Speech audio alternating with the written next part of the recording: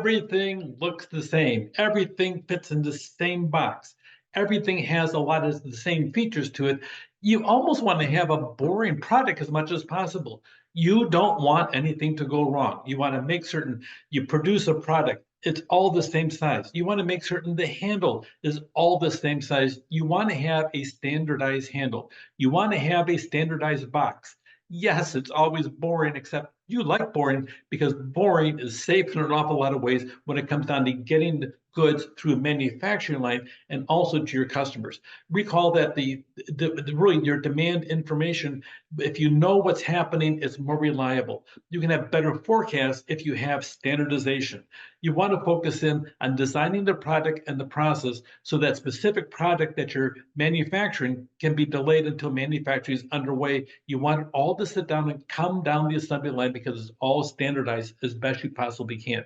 Oddball shapes are difficult. The more uniform they are to standard aspects of it, the more modular they are, the easier it is to assemble them. You want to sit down to make certain that the people that are assembling the product, your final version, that really the screws line up properly with the holes that are already pre-drilled in the chassis if you have something of that nature. You want to make certain that your uniform paint color is all the same in the process, and that way it's all smooth. You want to focus in on trying to combine different modules easily so you can sit down and build it without any implications to it or having to have any high expertise because it's all modular and it's standardized.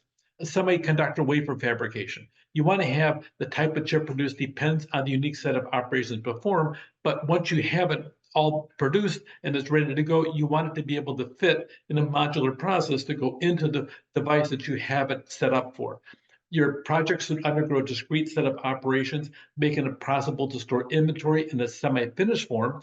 That way, if you sit down and you have a pause in your production, you can be ready to rock and roll with your production line when you need to. Sometimes you'll put a production line on idle halfway through a process because you can, and your material that's on it is not damaged, and that way you can start up whenever you need to because the world just slowed down on the end of it. So you want to sit down and have that all ready to go. You don't want to have products different from each other in terms of different operations performed in them. You want to have as much standardization. If you get the hint, this section is about standardization. Sometimes you have to have a continuous flow no matter what the market is, no matter what you're doing. Oil refining is not modular. You can't really put it on hold. You can kind of turn off the valve, but then you have stuff building up because you're already tapped into something. You almost have to have it continuous. You can store things once you get it out of the ground, so you can store it, but you have that aspect of it. And by the way, still, no matter what happens at the date of this recording, oil is still king. It is the #1 commodity on planet Earth. I know that a lot of us want us to go instantly sustainable, but the world doesn't work with an on and off switch. You have to sit down and gradually have a changeover. And by the way, the oil companies are part of that changeover. So they're trying to get into the green energy market as well as having their base hold on the oil market in the process. So you have different aspects of it. It'd be nice to have tomatoes all exactly the same size. You sit there and give them a coach, they have tomato coaches out there say, yo, I want you all to, nothing like tomato coaches, but you do have genetic engineers that can sit down and create a tomato that does this, and then is similar in size. You have that aspect of it. You have different ways to grade the sizes, and then the larger and the better the taste, you can actually charge more money. It depends what you have with biotech, and you have a lot of pharmaceutical companies. They make modular products, but they use a non-modular process in the aspect of different variations, and they have a mix a small number of ingredients to create their end aspect of it. Here are the 4 approaches of standardization. In the book, you actually see them as a 4-box grid, but this is just about exactly the same. On part standardization, you have part modular and part non-modular. So therefore, you have some basic out there. So you have some standardization, but you got to do some type of changes as you go through. The process standardization, where both the part and the other part between the two, they're all modular, that works out really good. If everything is modularized, that is the epitome of a good, smooth flowing supply chain. Sometimes, no matter what happens, and we'll talk about this later on, you have a non-modular process and you have to customize every single item. That is a hot commodity today. If you can do that, the world will be the pathway to your door to get your product or your service. And then you have procurement standardization, and there you have part modular, part non-modular, because you're trying to feed in to make certain that you have the standardization in your assembly line and also your process as you go through your supply chain. Common parts across many products. A lot of it, the common parts that reduce the inventories due to risk pooling. You have different economies of scale. So as often as you can sit down and have a common part, even between model years, the cars do this on a regular basis. You'll see a lot of them over the years have become, they look almost the same. You'll see some cars, the chassis is almost identical from one year to the next, and they do some minor body changes that have everybody says, oh, well, that's obviously a two, whatever year the current year is in the process. You'll see different aspects of it, but the actual components remain almost identical to previous years because of the fact they're common parts. Don't change it unless you have to change it or to upgrade it and make it something special that wasn't there before. You might have to redesign it. You have the example in the textbook about Hewlett Packard where we open up this chapter. One example, this is an old story, except for the fact that the old story still applies to everything in the market today. HP printers sold over 600,000 units. As they opened up into other markets, they had to figure out how to open up, and it's almost like a new product development. You have this over here, you want to open up in a different part of the world. How do you sit down? Because you're still using a forecast that is untested. You don't really know what the market is. You think you might know of it, but you already know, of course, I present multiple times, the forecast is always wrong. Sometimes the inventory growth tracks sales growth, and sometimes you need to shrink it back a little bit because of the fact that sales growth, you may have different issues on the supply chain as you develop the supply chain. Make the assumption if you're opening up into new markets, you're going to have all kinds of challenges you didn't think about. So even if you're brilliant beyond belief, even if you're smart as Einstein himself, you're going to have differences in where you're at today and what's going to actually happen when you open up a brand new market.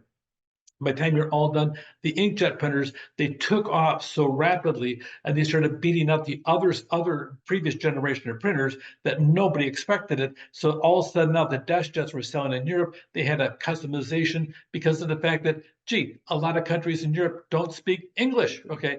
Then you have 220 power supplies instead of 120. You have that issue. So you have a lot of different aspects of it. And then on top of that, in the case study you read there, is HP had a horrible forecasting system. All those is like a perfect storm. How do you go about doing that? The only solution here was to modularize things and start using local components, especially on that power supply issue. You can't sit down and play games with that. Otherwise, you're going to fry almost all your machines. So you need to pay attention as to how that will work and interface with your computer system. So you had to sit down and cope with that. And then you have the language system as to how you would expand in that day and age when really the inkjets are crawling across the planet as something brand new. Nowadays, there's a lot of components that have multiple different languages in them. You'll have different power supply switches on the inside where they automatically change back and forth at the flick of a switch on the inside of the machine, and the user doesn't even have to use them. But in this initial analysis, you have this new market and all kinds of conditions that were changing inside the supply chain. So that process standardization simply didn't work. Your modularity didn't work because of the fact you had to change it and customize it to something brand new. Whenever you can, standardize your process for different products.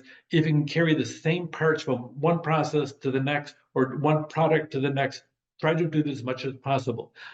Customize your products as late as possible. If you can have the main core of it resembling each other and then doing the customization at the very end, that way you can sit down there and have a different variation of the products, especially about mass customization, that's better off. You don't want to customize early because then you have a customized product going down the line. You want to customize late each and every single time. Start by making a generic or a family product and then differentiate at the tail end as much as possible. Put that in your notes for two reasons. One of them is for our class. The other part is in real life, that's how you do it. You want to have as much same early on in your supply chain. And then at the end, if you have to customize, you want to customize at the end, and then have some type of product differentiation at the end of the line if you can possibly do that. So make that plan by looking at delayed differentiation. That could involve some redesigning. It depends what you're taking in place. Also, some resequencing to modify the whole order in the product manufacturing steps. Sometimes, if you think you need to do this thing over here, can you change it and can you push the customization over here? That might change as to how you design it because it might be you're built around this particular unique component. Maybe you need to redesign it to put it over here. Pay attention to your suppliers, have a good talk in the whole process. Look for downward substitution. If you can do that, push things down. You want to get as much same early on rather than making it at the very end. You want your customization as much as possible pushed to the end of your supply chain. It will save you headaches, time, and also transportation and a lot of different aspects of it. And look on the aspect of guiding your customers to existing products. Really, if you have a higher feature set for those with lower feature set, between the two, you want to have that at the end. But also, if you have the chance to sit down and put some really cool features on it and charge more money with a higher markup, that always is a good way to do it. So focus in on making sure you have a base frame and then something later on, but try to keep it standardized. So standardization is always favored in supply chains, no matter what. It's not always practical, though, in developing markets. And that HP inkjet printer is a perfect example of that. It's not practical to sit down and, oh, we're going to just carry over the US over here to France, and France has a different voltage capacity and a different language. Gee, that didn't work. So sometimes you got to sit down there and pay attention to your developing market. It's not always practical when you're developing products. So product standardization, we'll talk a little bit more about this, but the more you standardize, the better you're off, and postpone your standardization, your customization towards the very end as often as possible. Take care.